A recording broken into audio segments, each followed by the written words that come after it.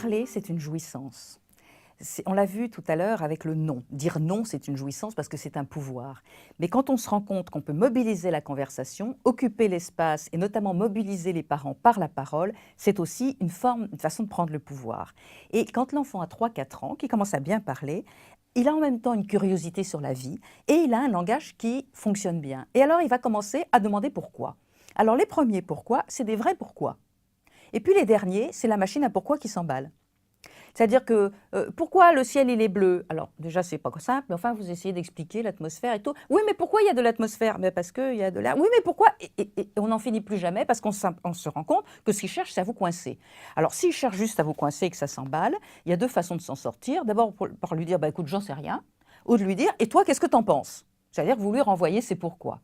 Mais d'une manière générale, c'est quand même bien dommage de ne pas jouer un peu au pourquoi, parce que c'est la curiosité de l'enfant qui s'ouvre. L'enfant a envie de connaître le monde, il est curieux du monde, il a une vraie curiosité scientifique. Et c'est drôlement intéressant de commencer à discuter avec lui.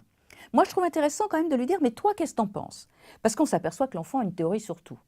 En fait, il a une théorie sur pourquoi le ciel est bleu et pourquoi il y a ceci, il y a cela, et pourquoi on travaille certains jours et pas d'autres, etc. Il a des idées sur tout, et c'est drôlement rigolo pour lui répondre de partir de sa propre conception du monde. De dire, bah, écoute, c'est pas idiot, mais c'est pas exactement comme ça que ça se passe, etc. Hein, ça peut être tout à fait intéressant. La difficulté vient du fait qu'il y a des questions qui nous mettent mal à l'aise. Il y a des questions auxquelles on n'a pas envie de répondre, je dirais, par amour ou pour l'idée qu'on se fait de l'éducation. Par exemple, il nous demande des questions sur le Père Noël. Est-ce que le Père Noël existe pour de vrai? Il a 5 ans. On a envie de protéger un peu la magie. Alors on va lui dire oui, oui, il existe pour de vrai. C'est-à-dire qu'on va lui mentir. Moi, je suis un peu gênée avec ça parce que je pense que c'est jamais bon de mentir à un enfant et qu'il y a toujours une façon de répondre à ces questions sans mentir. Voyez, et sans pour autant dire tout le vrai. Par exemple, on peut lui répondre, bah, écoute, on dirait en tout cas, il y en a un au centre commercial, ou en tout cas, on dirait bien qu'il existe, parce que regarde, on a des petits livres, mais peut-être qu'il n'existe pas pour de vrai comme toi et moi, peut-être qu'il existe comme Blanche-Neige, on ne sait pas. Hein?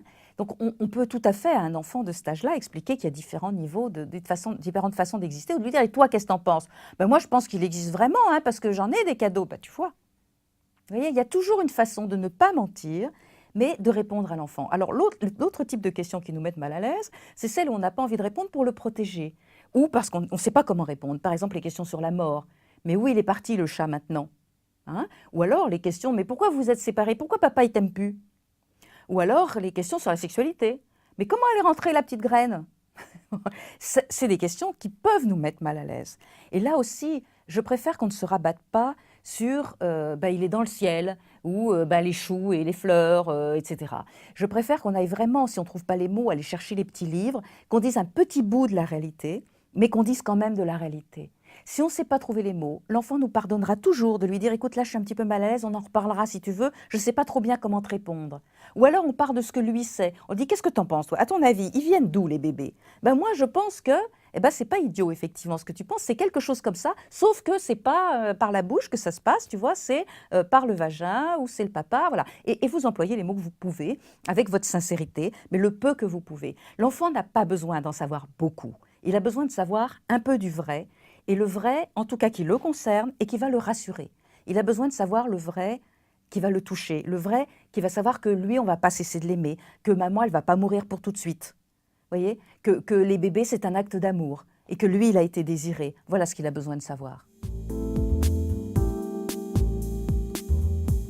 Et puis, il y a toutes les questions scientifiques où ce n'est pas qu'elles nous mettent mal à l'aise, c'est qu'on ne sait pas. Voilà, pourquoi le ciel est bleu? Moi, certainement, je ne sais pas. Donc, dans ce cas-là, on lui dit, écoute, je ne sais pas. Et c'est très important parce qu'il est à l'âge où il commence à remettre en question papa, maman. Ce n'est pas forcément le plus grand, la plus grande, ils savent tout. Non, on est des gens comme les autres, il y a des choses qu'on ne sait pas. Mais tu sais, quand on ne sait pas, on peut chercher la réponse. Et on prend le livre, et on prend l'encyclopédie, et on allume Internet, et on va chercher ensemble la réponse qu'on n'a pas. Et ça, c'est extrêmement pédagogique.